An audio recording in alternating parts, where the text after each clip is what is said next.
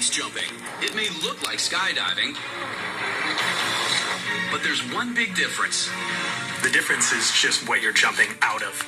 A skydive, by definition, is jumping out of an aircraft, which would be an airplane or a helicopter or a hot air balloon. And a base jump has to be jumping off of a fixed object. That fixed object could be a building, tower, bridge, or a cliff, like the sandstone monuments in Moab, Utah. It's got hundreds of jump locations. But its erratic high and low altitude winds make it tricky.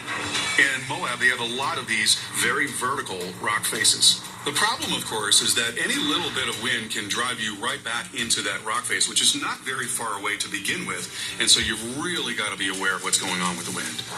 Today, you are on a 200-foot bluff and take the plunge. Suddenly, you spin off course, heading for the cliff. How will you avoid a devastating impact? Do you A. Use your parachute's equipment to steer away from the cliff face? B. Lift your legs and push away from the rock with your feet? Or C. Tuck into a ball and brace for impact? It's the split-second decision faced by jumper Thayer Healy. What's he up against? As you move up in elevation, wind speeds change. They become very erratic in and near mountains and even on this cliff. It's possible not only to have this wind shear thrust him into this cliff, but also since it sets up a rotational vortices, it's possible for him to become entangled in his chute as that chute begins to turn round and round. The parachute's lines run through risers, straps that attach the chute to the jumper and can be used to steer. Attached to the risers are toggles. A jumper uses these to fine-tune his descent. Whatever he uses, he better act fast. He has literally less than a second to figure out what he's going to do to prepare to hit that wall. Thayer's heading straight into the rock face. In the heat of the moment, what choice would you make? You have tools at your disposal. Use them. Choose A and steer away from that wall. But answer this. What equipment is going to save you? A, your toggles, or B, your risers? Primary thing that you'd want to grab is the risers. You can actually make our parachutes fly backwards and away from the cliff and then turn them around. Once I had clear airspace, I would let up on one side to turn away from the cliff face. With only seconds to react, Thayer reaches instead for the fine-tuned toggles. Bad move.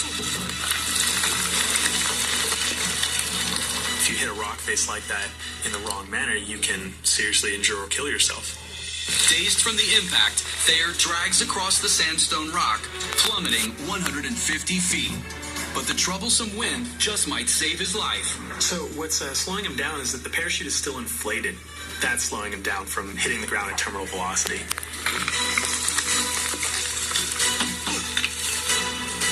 Thayer spends a night in the hospital, badly injured, but alive. It was a freak accident. Could he have prepared at all? In that situation, I would have gone for the risers first, and in fact, I would have had my hands at the risers already. Most of our training is geared towards proactive flying rather than reactive. So as the parachute opens, my hands are already going to the rear risers. This is a dangerous sport, but you can survive a jump gone wrong if you plan ahead.